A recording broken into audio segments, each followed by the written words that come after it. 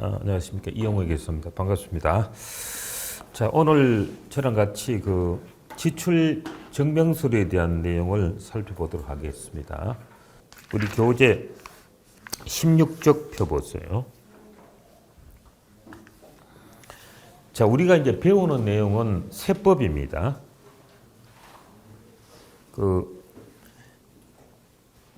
법인세법과 소득세법과 부가가치세가 주 내용이 되는데요.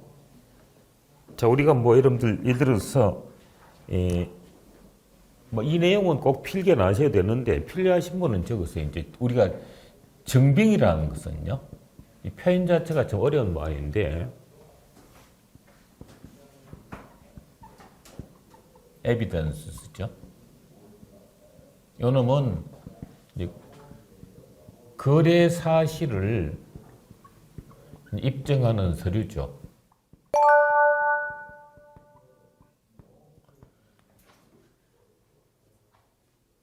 거래 사실 입증하는 서류입니다. 이 증빙의 종류는 이 기업의 외부 증빙이 있고요. 두 번째가 이제 내부 증빙이 있죠.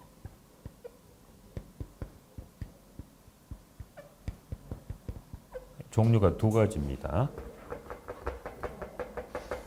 이제 기업의 외부 증빙 중에서 우리가 이제 정규 증빙 또는 적격 증빙 표현이 이제 조금씩 다른데 우리 책에 보시면 제목이 알기 쉬운 지출 증명서라고 되어 있잖아요. 맞죠? 그래서 세법 조문인데 지출 증명서라고 나와 있는데 보통 이런 실무에 쓰기는 증빙이라는 용어를 쓰니까 증빙이라는 용어를 할게요. 이제 증빙은요. 지출 증명서류 똑같은 이야기입니다.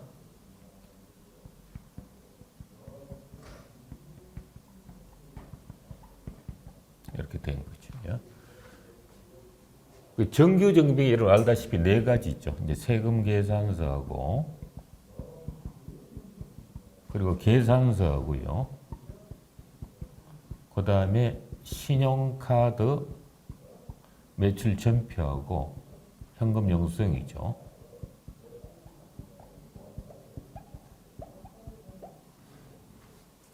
알다시피 그 다음에 이제 기타 증빙이 이제 뭐냐면 굉장히 많죠. 이런 것이 예를 들면 입금표라든지 계약서라든지 그 다음에 입금표는 온라인상 입금표도 있고 오프라인도 있겠죠. 실제로 우리가 은행을 통해서 송금하게 되면 은행에 대한 입금표가 있을 거고 오프라인도 있을 거고 계약서가 있을 거고 그 다음에 각종 규정이라든지 그 다음에 협의서라든지 예를 들어서 앞으로 배우시겠습니다만은 여러분 회사에서 이제 뭐냐면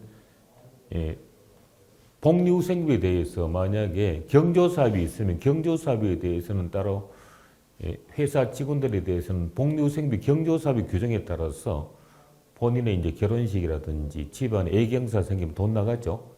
이런 부분은 따로 딱히 증빙이 없잖아요. 돈만 나가는데 이런 것을 이제 보면 복리후생비 규정 이런 규정이 있겠죠, 그죠?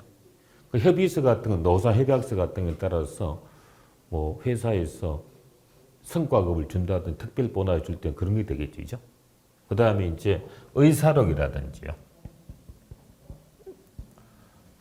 주주총회 의사록, 이사회 의사록 등 해가지고 임원들에 대한 급여라든지 퇴직금 나갈 때 의사록 나오고 그렇게 하는 거죠. 이해가시죠? 이런 것이 기타 증빙이 되는 겁니다. 그러니까 모든 것이 다 정규 증빙을 챙겨야 되는 건 아니라는 얘기죠. 그 다음에 기업의 이제 내부 증빙이 똑같은 거죠. 해당되는 거죠. 부분이 이제 회사의 각종 이제 사규라든지 여기 말하는 의사록도 마찬가지 이런 내용들이 되겠죠. 여기 이제 내부 증빙이 되겠습니다. 그래서 우리가 모든 거래에 대해서 전부 다 증빙을 밝혀야 되는 건 아니다. 꼭 기억을 하시기 바랍니다. 자, 그리고 기본적으로 아시는 것처럼 이 정규 증빙은 지출 건당 3만 원, 그 정도는 알고 계시죠. 그리고 거래선에 대한 접대비, 이 접대비라는 용어가 23년도까지는 접대비라는 속으로 내년부터는 기업 업무 추진비라는 단어로 바뀌는데 뭐 그건 내년도 이야기고요. 접대비 경우는 거래선의 애경사비 같은 경우는 20만 원 초과 정규증빙 대상이 되는 거죠. 근데 그 이외에도 우리가 이제 거래 유형별로 정규증빙에 대한 내용을 살펴보도록 하겠습니다. 이러한 정규증빙에 대한 수치는 16페이지 보시면 도입 배경이 그 5번째 줄을 보시면 16페이지입니다. 페이지가 밑에 있으니까 보시기 좀 불편하지만 왔다 갔다 보세요. 납세자의 경비 투명성을 확보하고 거래 상대방 사업자의 과세 표준 양성을 유도함으로써 세제 및 세정의 정상을 도모하는 데 목적이 있다고 되어 있어요. 이 정규증빙은 벌써 시행한 지가 굉장히 오래됐네요. 1999년부터 시행됐고 가산세 적용 부분은 정규증빙을 미수취하면 2% 가산세 부분은 2001년도부터 시행이 되고 있습니다. 자, 그 다음 정규증빙 서류와 송금과의 관계인데 여기서 우선 단어 정리를 좀 해보면요. 이제 세법 용어가 되다 보니까 우리 기업에게상의 이익은 영어로 말하면 인컴의 개념이 되겠죠.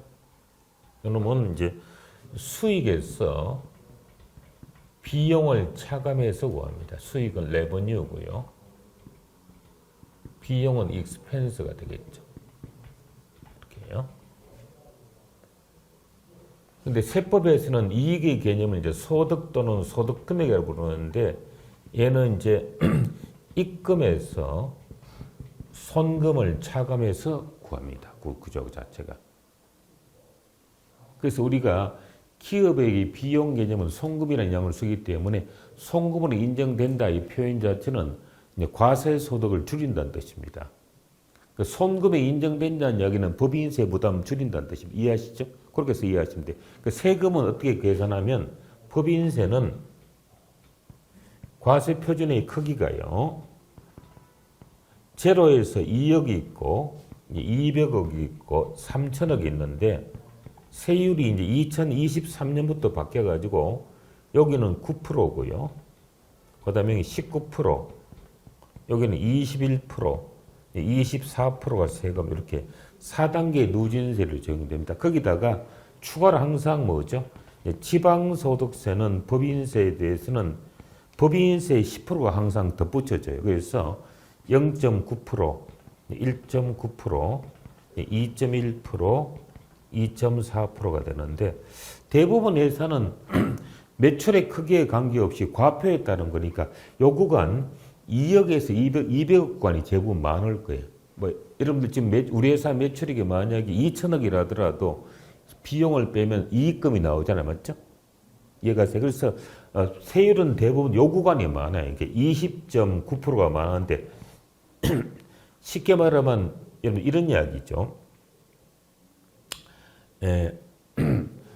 우리가 10만 원이라는 비용을 비용 처리해서 정규증빙을 수취하게 되면 송금이 인정된다는 이야기는 다른 말로 10만 원에 20.9%만큼 세금이 준다. 아시겠죠? 그러니까 거꾸로 손금에 불산입된다는 이야기는 20.9% 세금을 낸다. 이렇게 이해하시면 되죠. 지금 설명하다 갑자기 온 이유는 뭐냐면 밑에 16페이지 하단에 정규증빙 서류와 송금과의 관계를 나타내고 있어요. 자, 여러분, 요 놈은 요 내용을 보는 과정에서 여러분, 요거보다 더 확실한 것이 뒷페이지로 갈게요. 자, 우리 교재 112페이지 갑니다. 필요한 부분은 여기 좀 표시를 좀 해놓으세요. 112페이지에다가 이따가 제가 여러분께 포스트잇을 좀 나눠 드릴 텐데 접대비와 기타 비출액 비교 여기 표시 좀 해놓으세요. 이렇게 좀 접어 놓던지 하세요. 여기에 이제 기본 첫 번째 시간에 좀 설명해서 가장 중요한 내용 중에 하나인데 정규 증빙 서류와 접대비와의 관계를 나타내 있어요. 자, 정규 증빙 서류의 적용은 접대비하고 접대비 이외의 모든 지출을 나눠지죠. 금액 기준은 접대비는 지출 건당, 거래선의 경조금은 20만 원 초과액이죠. 맞나요? 이렇게 돼 있고요. 그 다음에 접대비 이외의 지출액은 지출 건당 얼마죠? 3만 원 초과액 이렇게 돼 있습니다. 됐죠? 그럼 두 번째, 개인 카드 사용분은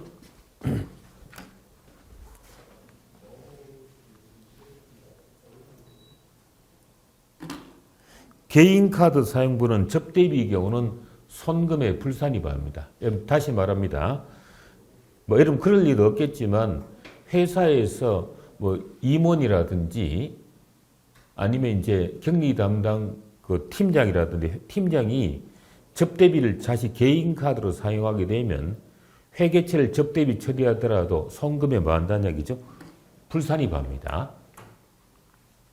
송금에 불산입한다는 이야기는 다시 말하면 무슨 뜻이라겠죠? 20.9%의 세금을 낸다. 그렇게 이해하시면 됩니다. 아시겠죠? 우리 배운 내용이 세금 때문에 배운 거니까 그런 뜻이다라고 이해하시면 되겠습니다.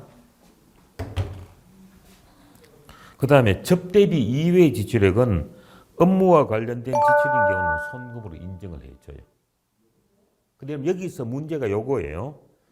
자, 113페이지 보시면 박스 밑에 주 1을 보시면 임직원의 근로소득 연말정산 시 신용카드 소득공제는 받지 못함이라고 되어 있죠. 113페이지요. 자, 여러분들 지금 우리 지금 강의 듣는 분들 아마 제 생각은 원래 신입직원 아니라고 생각했는데 혹시 신입직원이라도 할 수 없으면 연말정산 개념 아시죠? 우리가 매달 월급 받고 다음에 2월달까지 재반 인적사항이라든지 경비 지출량을 반영해서 매달 세금 징수하는데 다시 정산하는 절차를 말하는 거죠. 여기서 무슨 이야기냐면 만약에 개인이 자기 카드로 회사 경비로 썼다. 접대비 말고요. 이렇게 이제 카드로 쓰는, 개인 카드로 쓰는 비용을 따지자면 대부분 내는 뭐가 되겠죠? 접대비는 안 된다고 했으니까 탄다면 이런 절 보세요. 이제 복류생비하고 여비교통비하고 차량 유지비 정도겠죠. 맞죠? 다른 것은 개인 카드 쓸 일이 별로 없잖아요. 복리라든지 여비교통비 차량 유지비 되겠죠. 이걸 개인 카드로 쓰면 세법이 어떻게 되냐면 법인세법상의 송금으로 인정해서 법인세 부담을 줄이고 소득세 연말정산할 때 신용카드 소득공제를 또 받으니까 이중 혜택을 받잖아요. 맞죠?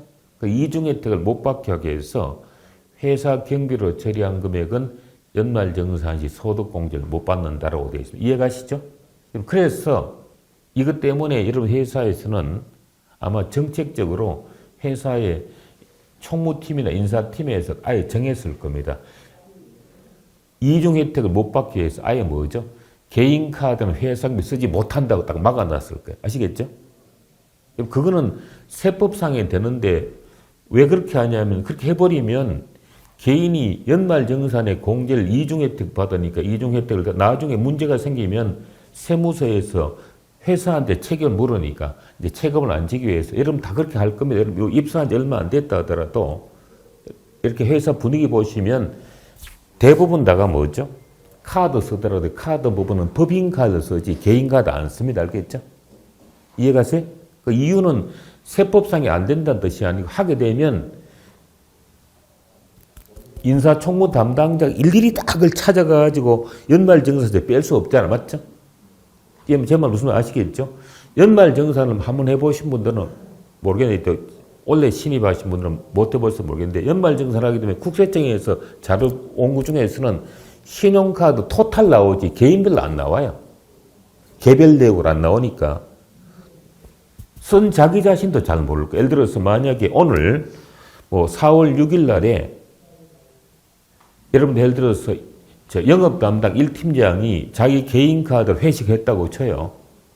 그 회사에서 내게 되면 자기 개인 카드 사용번호 회사로 돈 돌려받겠죠. 맞죠? 회사에서 쓰고 자기께서 돌려받잖아요. 그런데 접대비라는 또는 복류생비 비용 처리해버리면 법인세 부담 줄고 그 다음에 내년도 2월 달에 연말정산시 신용카드 사용료 또 날라오니까 이중 혜택 받는데 자기 자신도 연말정산에 신용카드 카드 회사비로 토탈로 날라오지 잘 모르잖아. 맞죠? 그러니까 체크가 잘 안 됐나 봐요. 그걸 체크를 갖다 일일이 인사총무팀이 하려면 정신 못 차리겠죠. 그러니까 아예 여러분 회사 내부적으로 세법 때문에 그런 건 아니고 내부적으로 나중에 책임 문제가 생기니까 회사 정책적으로 개인 카드는 어떤 경비든 사용 못합니다 하고 정책을 정해놨을 거예요. 이해가시죠? 요거는 이제 이런 정책 내용 때문에 그런 것입니다. 이따가 제가 설명 카드의 종류 다시 말씀드릴게요. 그래서 개인 카드 사용번호는 다시 112페이지 보시면 접대비 이외의 지출액은 업무와 관련된 지출일 때는 송금은 인정을 하지만 그 부분에 대해서는 연말정산 시 소득공제를 못 받으니까 그래서 이걸 갖다 이중 혜택을 안 받기 위해서는 어떻게 한다는 얘기죠? 예, 아예 처음부터 개인 카드를 못 쓰게 하게 되면 회사 경비로 처리 안 할 거니까 그 부분은 연말정산 시 소득공제 받겠죠. 이해되시죠?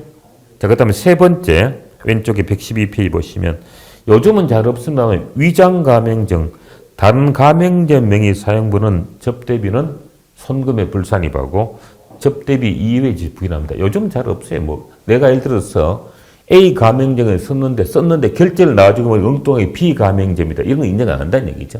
소위 말하는 카드 깡하는 업체들죠. 이런 사채업자들에 해당되는 거니까 이거는 의미가 없어요. 안 적어도 그 다음 페이지 4번에 정규 정빙 서류 미수취 있을 때 이제 기타 정빙 수취하게 되면 예외적인 경우는 빼고로 물론 정규 정빙 수취 안 하더라도 인정되는 경우 이제 배울 겁니다. 이제 그러면 접대비 경우는 송금을 산입하는데 그 다음에 중요합니다. 접대비 이외의 지출액은 업무와 관련 지출의 경우는 손금은 인정하되 지출액의 몇 프로죠? 2%의 가산세가 부과됩니다. 이해되시죠? 그래서 뭐죠?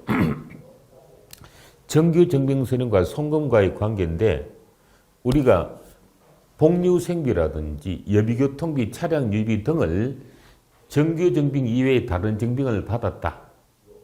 물론 예외적으로 인정되는 거 앞으로 배울 건 빼고 일반적인 경우는 회사 경비로는 인정이 되되 송금으로는 인정돼서 법인세 부담 줄이되 별도로 가산세 얼마 낸다 했죠?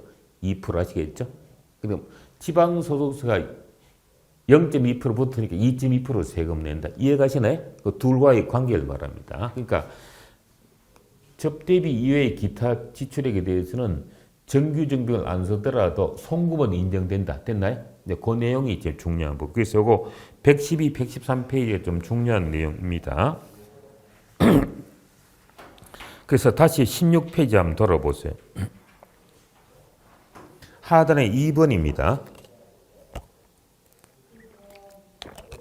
법인이 업무와 관련된 지출 갈래고 일회의 접대 지출한 접대비가 3만 원 초과분은 당연히 제외되고 이에 대한 지출 증명서를 수취하지 않은 경우에도 정규 증빙을 받지 않은 경우에도 다른 객관적인 자료 요 밑에 말씀 기타 증빙에 의해서 지급 사실이 확인되는 경우는 당해 법인의 각 사업자의 소득금액 계산상 이를 손금은 산입한다. 됐나요?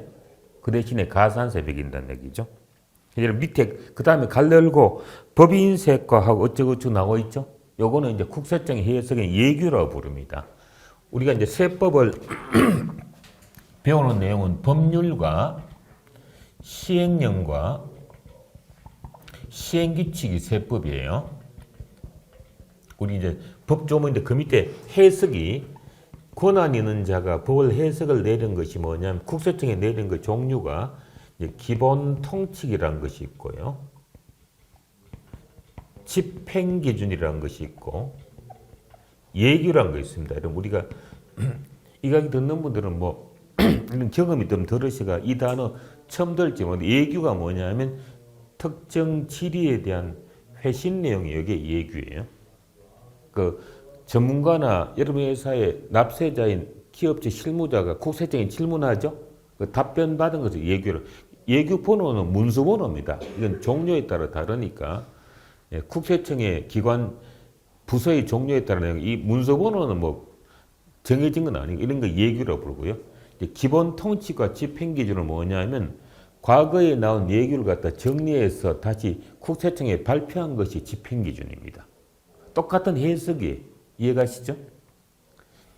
사실 그 정규정빙에 대한 법조문은 몇 개 조문이 없는데 우리 책이 왜 200페이지 넘느냐 하면 대부분 다가 뭐냐 하면 집행기준 예규가 많이 들어가 있어요.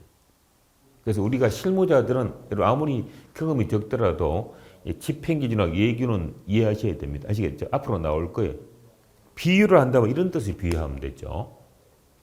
옷에다 비유해가지고 예규는 맞춤복이고 케이스 바이 케이스고 기본 통지과 집행 기준은 기성복이라고 생각하면 됩니다. 이해가세요? 밑에 거는 맞춤복, 위에는 뭐지? 기성복. 이해되세요? 똑같은 옷인데 해석인데 이미 만들어진 거냐? 개별 사안이냐? 그렇게 이해하시면 됩니다. 법은 아니고 법에 대한 해석입니다. 아시겠죠? 우리 책에 계속 나올 거예요. 자, 그런 모습 보시고요. 자, 17페이지에 정규증명서류의 범위 볼게요. 자, 정규증명서류의 수치와 보관입니다. 자, 1번에 법인과 소득세법에 있는 사업소득인 개인사업자가 사업과 관련하여 세법에서 규정하는 사업자로부터 이러면 사업자로부터 거기 언더라인 나왔어요.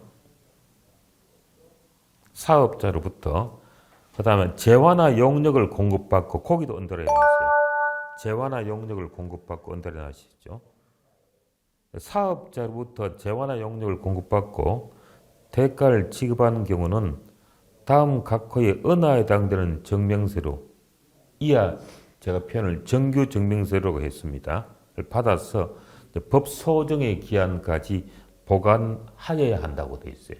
그래서 조문이 이제 법인세법을 줄여서 단어가 세법 이름 보시면 법률 시행령 시행규칙이 있다고 설명했잖아요. 맞죠? 그래서 법인세법을 줄여가지고 우리는 표현을 법인세법이라는 단어가 기니까 줄여서 이제 법법 부르고요. 세법하는 사람들 약속입니다. 법인세법 시행령을 줄여서 법령이라 부르고요. 그 다음에 법인세법 시행규칙 법칙이라 부릅니다. 아시겠죠? 그냥 약속하는 거예요.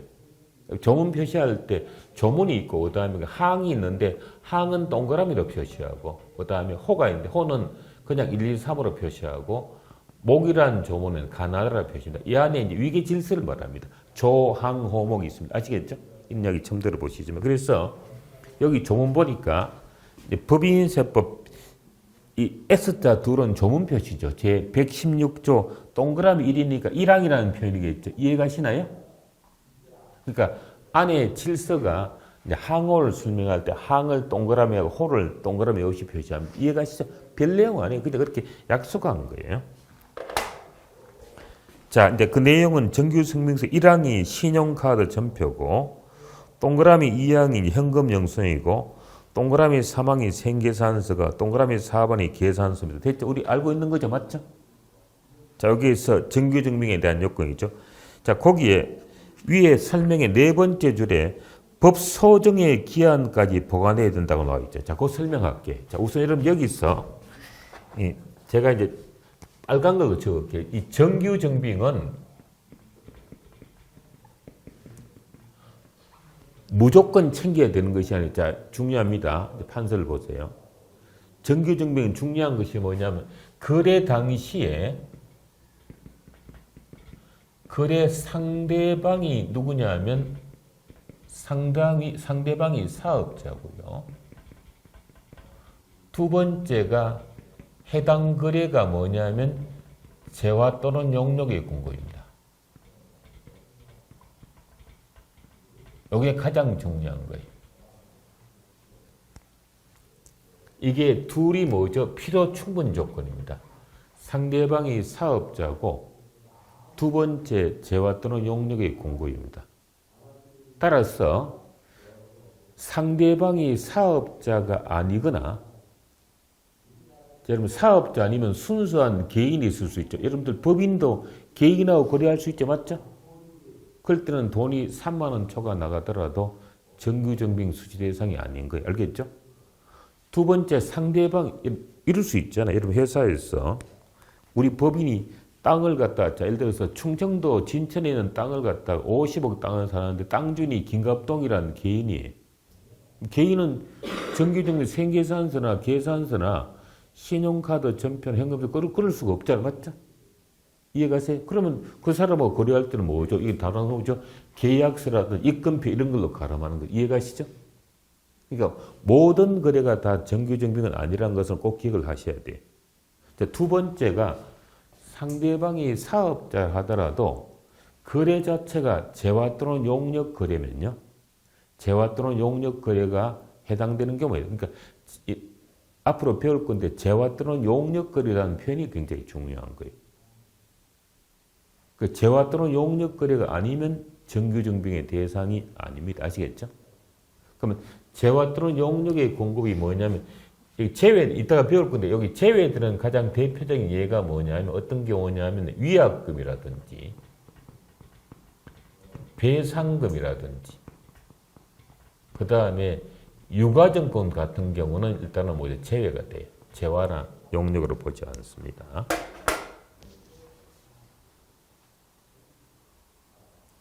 자, 그럼 가장 이제 대표적으로 앞으로 배울 건데 이런 거 여러분들 들어보셨을 거예요. 지금은 시기가 이러면 4월 달이라 가지고 그렇진 않는데 여러분들 이럴 수 있겠죠. 명절 때나 아니면 이제 회사 창립 기념일이라든지 근로자의 날 같은데 회사에서 거래선이나 아니면 임직원 주기에서 백화점 상품권 사는 경우 있겠죠. 맞죠? 흔히 있을 수 있죠. 여러분들 개인적으로 뭐 여러분들 행사 때가 부모님이라든지 어느 사람한테 상품권 줄 수도 있잖아요. 상품권을 사는데 상품권이 재화냐? 우리 자, 예를 들어서 백화점 가서 샀다고 칩니다. 백화점은 사업자 맞죠? 그 상품권을 사는데 상품권에 대해서는 재화나 상품권은 재화가 아니기 때문에 뭐가 된다 이죠? 생계산서나 계산서를 받을 수가 없는 겁니다. 이해가시죠? 이해되나요? 근데 이제 여러분들 혹시나 경험이 있는지 모르겠지만 개인은 백화점 상품권 가게 되면 카드로 살 수 없어요. 개인한테는 카드 안 팝니다. 왜냐하면 그걸 잘못해가지고 현금 할인해서 카드 깡을 해버리니까. 그래서 현금한테는 카드로, 개인한테는 카드로 팔지 않는데 법인은 카드로 살 수 있어요. 그런데 우리가 어떻게 하죠? 상품권을 사는데 생계산서나 계산서는 못 받더라도 나머지 증빙이 뭐가 되죠? 법인 같은 경우는 신용카드로 사든지 아니면 현금을 사면 현금 영수증은 받을 수 있겠죠. 알겠죠? 이해가세요? 요거는 이제 재화가 아니기 때문에 생계산서나 계산서를 끊지는 못하는 거죠. 여러분, 그래서 혹시나 당연히 여러분들 그 인사나 총무팀에서 알겠지만 혹시나 다음에 인사총무팀에서 연락 와가지고 상품권 사는데 생계산서 받아야 되느냐 물으면 해당이 아니다. 그 이유는 뭐냐는 얘기죠. 상품권이 재화나 용역이 아니기 때문에. 이해가시죠? 그럼 뭘 받아야 되느냐? 현금 영수증 받든지 뭐죠? 신용카드로 결제하면 된다. 됐나요? 개인의 경우는 여러분들 사보신 분 있는지 모르겠지만 개인은 백화점 가서 상품권 사게 되면 카드로 안 받으니까 100% 뭐죠? 현찰 방식이죠. 맞죠? 그리고 달라 그러면 현금 영수증은 받을 수는 있겠죠. 알겠죠? 근데 거기야 뭐 개인이 현금 영수증 받아봤자 여러분 뭐 필요할 리가 없겠지. 맞죠? 내가 따로 뭐 쓰는 거 아니니까. 이해가시죠? 자, 여러분 이따가 배우는데 장려금 같은 거죠. 배상금이나 하나 더 적으면 장려금 같은 거예요. 리베이트 같은 거. 이런 것도 이제 재화가 아니고요. 위약금이나 배상금 중 혹시나 뭐 자주 발생되지는 않지만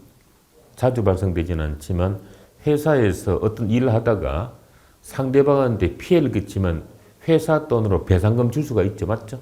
위약금 낼 수 있죠. 또 특히나 이런 것도 많죠.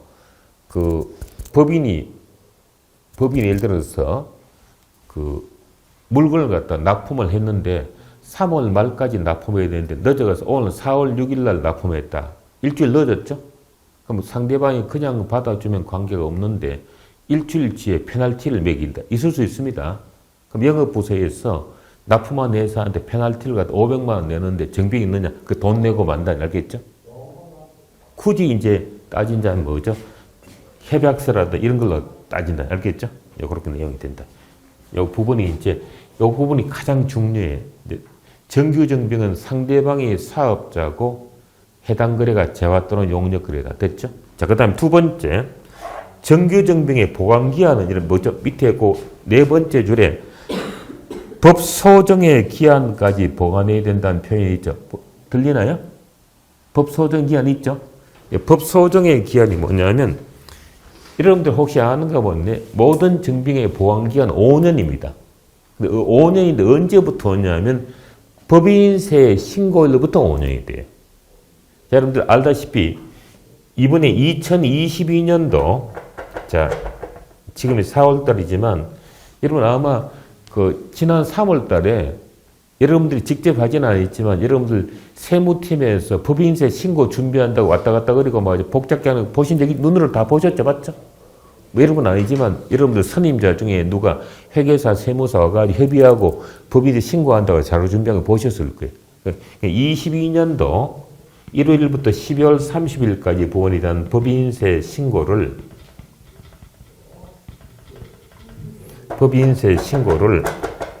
2023년도 3월 30일 날 신고했죠. 맞죠? 그럼 이때 이 부분에 대한 정규정비는 어떻게 이날로부터 5년이 아니고 법인세 신고 기한으로부터 5년이 알겠죠? 그래서 언제까지죠? 이거 플러스 5년 하게 되면 2028년도 3월 30일까지 보관하는 거죠. 22년도의 정명서를. 이해되시죠? 그럼 여러분 거꾸로 그래서 이제 좀 농담 삼아 인사총무팀이 4월달 해야 될 중에 하나가 뭐냐 5년 지난서를 버리면 되겠죠. 그럼 거꾸로 하면 역산해 볼까요? 2017년도 1월부터 12월 30일까지 법인세 신고 언제 했을까요? 2018년도 3월 30일 날 신고했겠죠. 맞죠? 그럼 얘가 5년이 언제까지죠? 2023년도 3월 31일이죠. 맞나요? 그럼 뭐죠? 여러분들 2017년도 분에 대한 정빙서는 지금 없어도 된다. 알겠죠? 세법상의 보관기한이 몇 년이니까? 5년이니까. 그러니까 회계연도 종료일로부터 5년이 아니고 법인세 신고기한으로부터 몇 년이다? 5년이. 이따가 나오는데 제가 미리 설명을 드렸어요. 그 부분 여러분들 뒤에 나온 부분 연결해서 체크해 볼까요? 114페이지 한번 볼게요. 114페이지 보시면 그 정규 정빙서류의 수취와 보관 방법에 1번의 수취와 보관의 법인의 경우에 가지고 거기 보시면 두 번째 줄에 법인세법 60조에 따른 과세표준과 세액의 신고기한 경과한 날로부터 몇 년간 보관돼야 된다? 5년간 보관된 내용 나와 있죠? 제가 미리 설명을 드렸습니다. 그 다음에 단서는 별 내용이 아니 여러분들 또 개인사업자는 아니기 때문에 넘어가고요. 자 다시 앞으로 돌아오십니다. 하여튼 5년간 보관해야 된다. 그 다음에 18페이지 볼게요. 예규가 국세청 해석이 나와 있는데 1번이 뭐냐면요. 그 법인이 ERP 시스템에서 장부와 정빙서를 처리하고 정보 보존 장치에 입력한 경우 이게 어떤 이야기냐면 이런 겁니다. 자, 여러분들 실무에서 여러분 다 100%다 ERP 시스템인데 뭐 전표 같은 경우는 ERP에 저장되더라도 정빙은 뭐가 되죠? 여러분 그 정도는 아시죠? 세금계산서는 다 전자로 주고받으니까 이미 이제 국세청이나 우리 회사에 ERP에 저장이 되어 있잖아요. 맞죠? 그 나머지 정빙 예를 들어서 입금표라든지 계약서 같은 경우는 필요하다면 어떡하 여러분 대부분 다 스캔 받아가지고 여러분 회사 ERP 시스템에 저장하잖아요. 이해가시죠? 누가 질문한 거예요? 그 정보 보존 장치에다 저장하게 되면 원본 어떻게 하면 되냐고 그러니까 그렇다 하더라도 원본은 반드시 뭐지고 가지고 있어야 된다는 것이 얘기입니다. 이해가시죠? 그러니까 원본을 버리면 안 된다는 얘기죠. 네, 그 내용입니다. 제목만 읽어볼게요. 법인이 ERP 시스템에 장부와 정명서를 처리하고 정보보존장치 입력한 경우라더라도 문서에 의한 원본 정명서류와 정보보존장치를 한꺼번에 보관해야 된다. 아시겠죠? 네, 그런 내용을 반드시 갖고 있어야 원본을 버리면 안 된다는 내용입니다. 자, 2번도 마찬가지고요. 3번도 똑같은 이야기입니다. 그 다음에 19페이지 보시면 역시 8번도 마찬가지예요. 문서로 받은 정빙서를 갖다가 스캔을 통해서 보존하는 경우를 하더라도 반드시 뭐죠? 원본은 있어야 된다는 내용이 1번, 2번, 3번, 5번이 다 같은 뜻입니다. 됐나요? 자, 그 다음에 19페이지 2번은 별거 아니에요. 이거는 뭐냐면 이런 게 절 보세요. 여러분들 개인적으로 제가 뭐 상황에 따라 여러분들이 업무를 정확히 모르니까 뭐 보통 이 정빙 강의 듣는 분들은 제가 경험적으로 오늘은 뭐 이제 온라인 강의 듣는 분들이 인원이 더 많고 오프라인은 좀 적긴 한데 좀 인원이 적으시긴 한데요. 대부분 다가 제가 해보면 제가 이 강의 자체를 20년 이상 강의를 했었어요. 보면 대부분 다가 입사한 지 얼마 안 되신 분이 많이 와요. 이 강의 자체가 보낸 팀장들이 기초 강의라고 생각해서 좀 경력 적은 사람 보내는데 강의 자체는 실제로 뭐죠? 쉬운 강의는 아닌데 이 강의가 내용이 테마는 적지만 굉장히 깊어요. 내용 자체가. 이러면 제가 갑자기 왜 이런 말씀을 여러분들에게 드리냐 하면 그 설명하다 보면 중간에 이제 세법에 대한 설명을 드려야 되기 때문에 제가 그래서 이런 말씀 드립니다. 여러분들 개인적으로 혹시나 부가세 신고 한번 해본 적 있는지 모르겠네요. 뭐 안 해봤으면 옆에 보조자로 도와주긴 했겠죠. 근데 세금 계산서를 우리가 끊고 하는데 우리가 물건을 갖다가 공급을 받았는데 지금 이번의 내용은 뭐냐면 상대방 우리한테 세금 계산서 안 끊어줘. 알겠죠? 안 끊어주면 우리가 국세청에 다 해서 어쨌든가 뭐 고발한다는 표 이상하고 이야기를 해서 거꾸로 우리가 상대방한테 세금계산서를 끊는 것이 매입자 발행 세금계산서. 알겠죠? 이 정도를 하려면 어떡하죠? 그쪽 회사하고는 그냥 끝장난 거죠. 맞죠? 예를 들어서 우리가 5천만 원 물건을 갖다가 샀는데 세금계산서 안 끊어줘. 왜 안 끊어줘? 못 끊어주겠다 그러면 그게 뭐 한참 싸우겠죠. 맞죠? 그러니까 우리가 대신 끊어준 것이 매입자 발행 세금계산서와 계산서를 이해가시죠? 이걸 가진 것도 정기증빙을 보여주겠다. 그렇게 이야기합니다. 우리가 받아야 되는데 안 받고 우리가 대신 끊어준 것도 정기증빙 본다. 그 뜻입니다. 별 이야기는 안 해. 이럴 잘 없을 거고. 양갈로 3번 예는 중요해. 동그라미 해놓았어요. 정규증빙서를 보관한 것으로 보는 경우입니다. 법인이 다음의 어느 하나 해당된 지출증빙서를 받은 경우는 법인세법 116조 1항에 따라서 지출증빙서를 보관한 것으로 보아 이를 별도로 보관하지 않을 수 있다는 얘기죠. 자, 1번이 20페이지가요. 자, 현금영수증. 2항이 신용카드 매출 전표. 그다음에 3항이 국세청장에 전송된 전자생계산서.